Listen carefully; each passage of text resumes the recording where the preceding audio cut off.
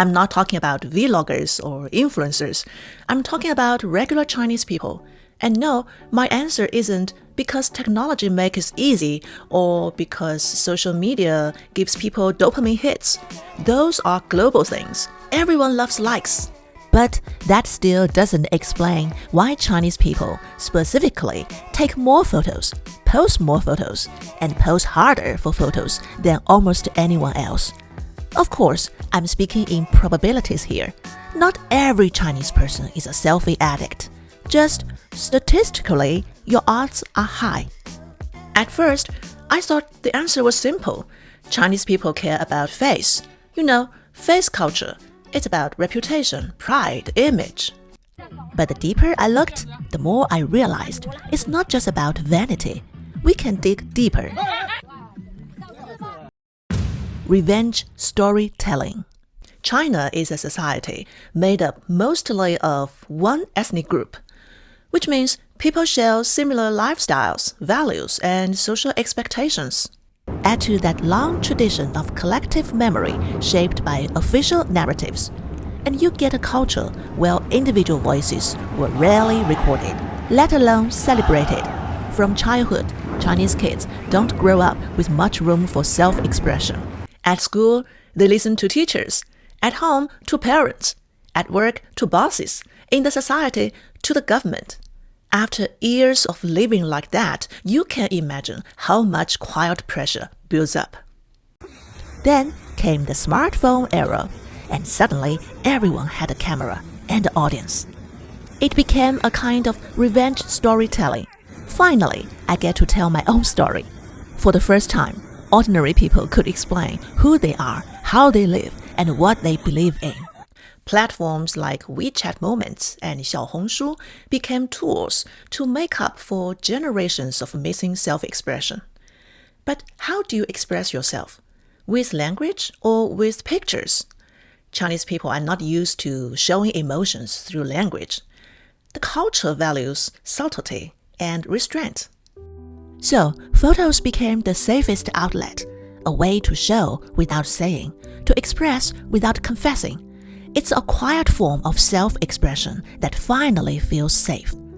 For example, when someone posts a photo of herself holding her baby at the 1-month celebration, is she just showing off how cute the baby is?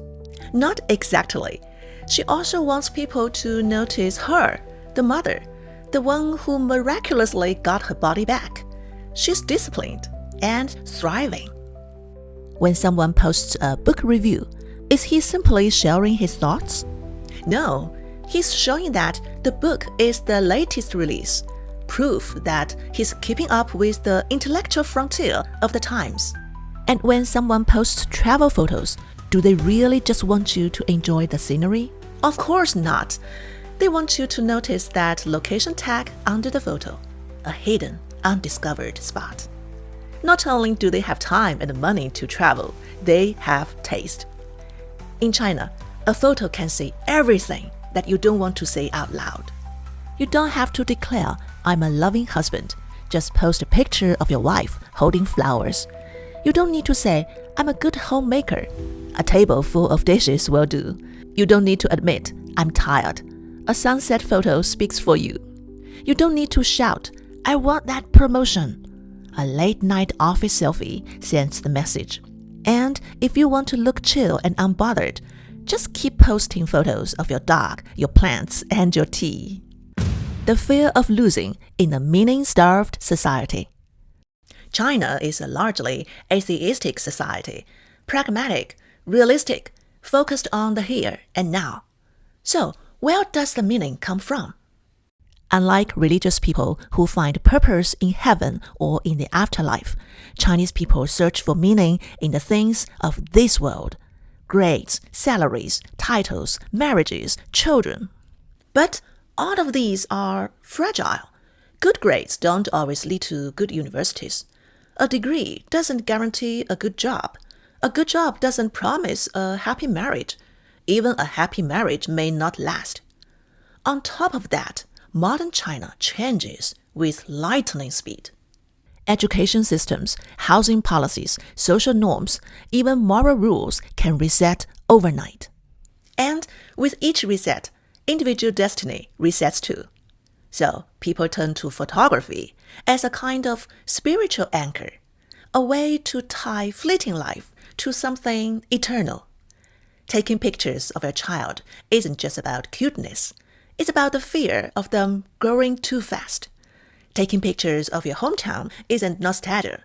It's the fear that next time you return, it might already be gone. When you own so few things that truly belong to your inner self, you start clinging to images, as if every photo could freeze something before it disappears. In China, meaning isn't the only thing that scales. Time is too. Most Chinese people don't have the leisure to build a meaningful life. In the West, systems create safety nets, clear rules for education, healthcare, retirement, and property. In China, these things are unstable and uneven. One illness can bankrupt a family. One policy shift can wipe out savings. So even the wealthy quietly wonder, can this money really keep me safe for life? The more they earn, the more they fear losing it. That's why China became one of the hardest working, most reckless nations on earth. A country that fills its weary days with pretty pictures, trying to make its tiled life look just a little bit more beautiful. The collective mirror. The collected mirror makes Chinese people need to be seen in order to exist. In China, self-worth is often measured by how others see you.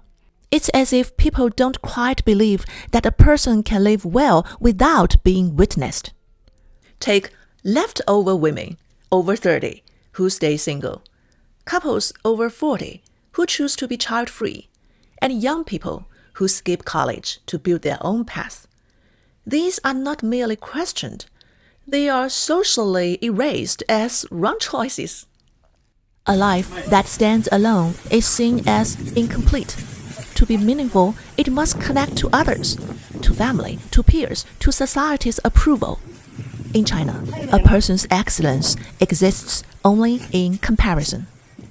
When I was a student in China, after every exam, the rankings of all 300 students were posted on the hallway wall. Everyone's performance was public. Everything was evaluated, graded, and compared. And that doesn't end with school. The rankings just change names, income, housing, looks, social status. Every stage of life becomes a scoreboard. Chinese people spend their whole lives chasing likes. Of course, everyone enjoys recognition, but in China, being seen isn't just satisfying, it's intoxicating. The checking culture. The checking culture creates achievement anxiety that never graduates. From an early age, Chinese children are trained in a task-based education. Every step is locked and graded. Exams must be checked off, homework signed off, praise screenshot for proof. So, when they grow up, this habit turns into a life pattern. Well, every milestone must be checked in. If it's not recorded, it somehow doesn't feel real. Weddings, maternity shoots, family portraits, all have become massive industries in China.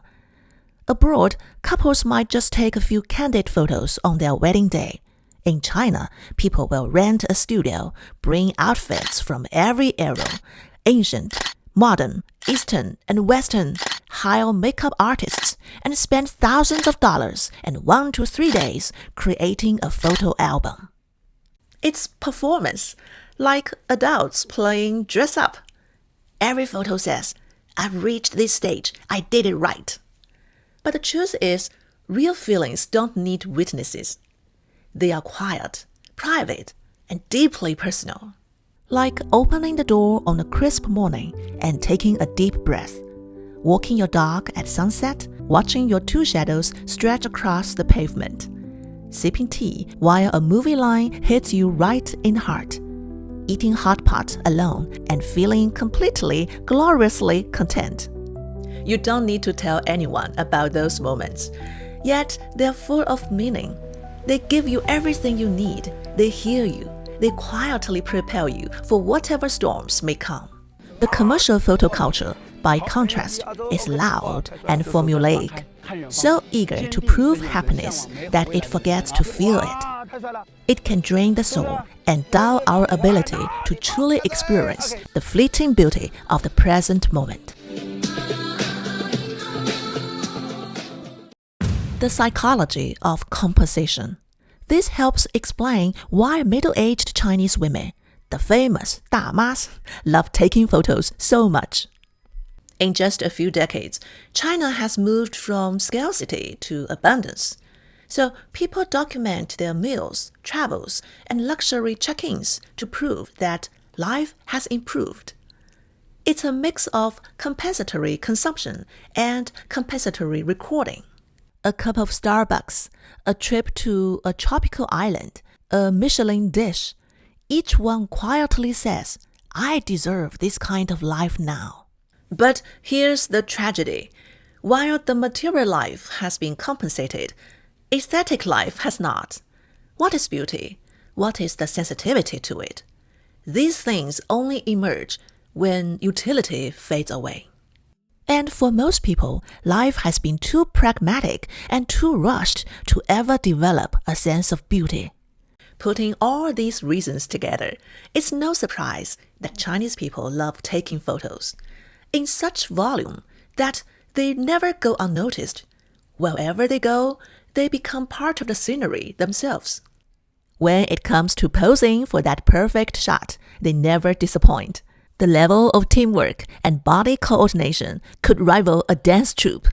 And yes, that same enthusiasm has now made its way to America. Sometimes they take it a little too far, but you can't deny their courage. Carefully chosen angles, strategic lighting, endless retouching, and an entire photo album just to get one good shot. Chinese men have been forced to master the art of posing because these days, knowing your best angle has officially become a life skill. And Chinese phones? Say what you will about their other features, but their cameras are world-class. Every major brand builds its identity around photography. Take Transsion, the king of phones in Africa. Its success isn't about price, but about understanding how people want to be seen. They developed facial recognition and beauty algorithms that work perfectly on dark skin tones, and even tune the flash spectrum so skin looks natural and luminous. Oppo's slogan is, the most beautiful shot. It even launched a selfie flagship phone, proudly marketed as the camera used by Victoria's Secret photographers. Vivo hired twice as many portrait algorithm engineers as system engineers, because what they study isn't optics, but how to make faces look like the idealized Chinese face. Huawei's P series is built on one promise: image is king.